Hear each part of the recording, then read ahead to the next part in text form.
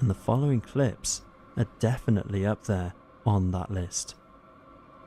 The late Robert Lee Dodson was a well-known field researcher and Sasquatch enthusiast, capturing many of his... I want to know where these dudes get the money to do this shit. Like, I really do. I want to know where they get the money to... Their retirement. They just throw their 401k at it. They hit 65 and just go skunk ape hunting. I wonder if it's actually if they're looking for skunk ass or if they're just trying to get away from their wives. Right. They're just retired. Either way is believable. They're like, I've already found one skunk ape. She's sitting at home right now. I married her. Yeah, I married her. I'm trying to find another species of skunk ape. Yeah. The elusive. She's probably like, I need you to fix stuff around the house. It's like, okay, honey, gotta go research. I'll see you later. Bye. Doing research, woman. What's wrong with you? It's like, I just wonder though, like, I was watching one of the guys, what is Told you, Shirley, I'm a scientist now. Yeah. So look, I got my notebook and all. Yeah. So I got some cameras. I got my pocket guard, my pocket protector. So I'm gonna find him. Yep. I was watching an interview with the survival guy. He wasn't Bear Grylls, but the other one. I think I remember who you're talking about. Yeah, he did a TV show where White guy. Yeah, got hair. They drop him. Yep, that narrowed it down. I can't think of his name, but he was the one where they dropped him off in a location and he would try to survive for a week or two. Because they both their shows were running simultaneously at one point, right? Yes, they were. Okay, yeah, I remember who you're talking about. Yeah. But Bear Grylls would have a whole crew with them, right? And this guy would just roll out with the camera. Yeah, I remember that. Yep. So he had a couple of encounters, and now he's doing the Bigfoot thing. But I'm watching him do an interview with this other guy. I was listening to their interview, and I was like, man, I just feel like he's grifting. Like, I feel like he's just trying to sell a show. He's trying to skunk ass books. Yeah, he's trying to basically, except he's just trying to, now that he's not networked, now that he doesn't have, I don't know if he was Discovery or if he was History Channel, but now that he doesn't have the big cash behind him, he's just now he's got he's crowdfunded now. Yeah, Survival Man Bigfoot edition. Yes, yeah.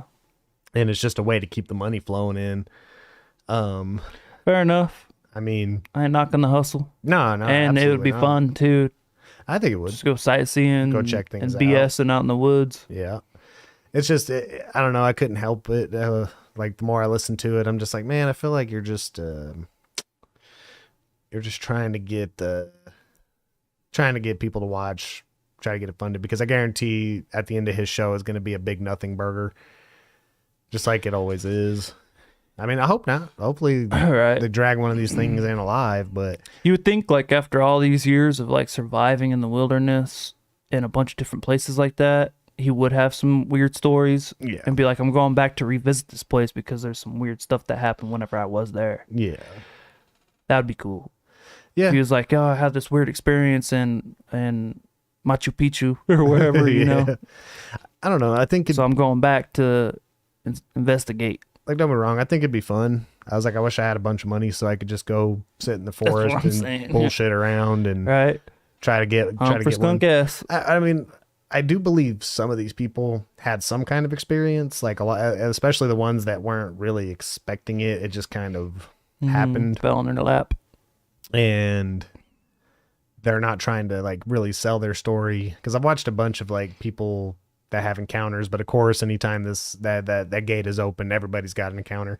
But I feel like some of those people could be genuine. They go to this same place, they go hunt every year, or they go camp every year, because that's pretty common. Even here, it's common for people to go camp all the time. And I can imagine you're being out in this isolated forest. Noises are definitely amplified, and you're hanging out, and the next thing you know, there's just some shit pops off that you can't explain. Because I'm sure it's there. I was like, you can't be in the forest at all times, just like everybody else can't be. Right. And to say that there might be some undiscovered stuff or weird stuff that happens out there, I totally believe it. Yeah. I think, and I feel like even those people that have those stories probably have never told anybody. It'd be one of those things in passing where you're talking to somebody. Oh man, I was out. I had an experience there too. Weird. Yeah. I was out camping and something weird crap popped off, a skunk ass diddled my butt. Like, yeah, skunk ass gave me that Earl Grey booth. Yeah, gave that. Gave me that early riser special. Yeah, you're like, oh, okay.